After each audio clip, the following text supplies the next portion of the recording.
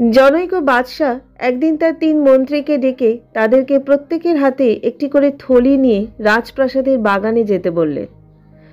অতঃপর সেখানে গিয়ে তাদের থলিগুলি উত্তম ফল ফলাদি দ্বারা পূর্ণ করার নির্দেশ দিলেন।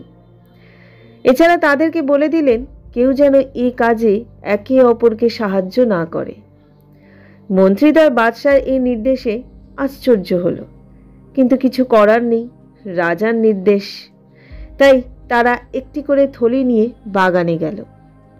একজন মন্ত্রী বাদশাকে খুশি করার জন্য সবচেয়ে ভালো ভালো ফল ফলাদি দ্বারা স্বীয় থলি ভর্তি করল। অপরজন মনে করল বিপুল প্রাচুর্যের অধিকারী বাদশার তো আর এত বেশি ফল ফলাদির প্রয়োজন নেই।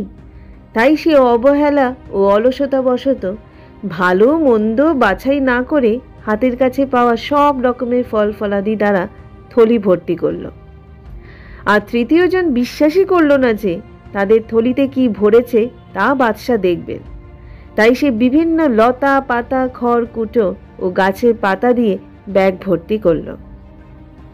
পরের দিন তারা বাদশার দরবারে উপস্থিত হলো।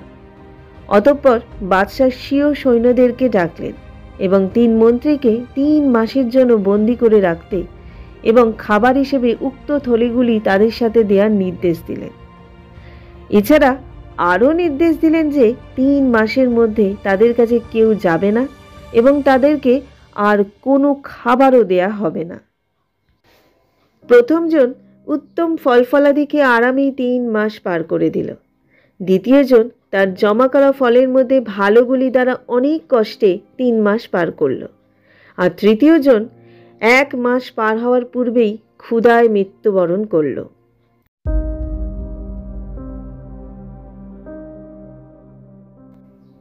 সৎ কাজ বা মন্দ কাজ উভয়টি অর্জন করার ব্যাপারে মানুষের স্বাধীনতা রয়েছে।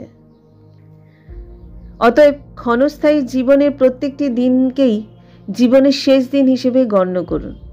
প্রতিদিন কতটুকু সৎ কাজ পরকালের জন্য জমা করতে পারছেন তার হিসাব রাখুন।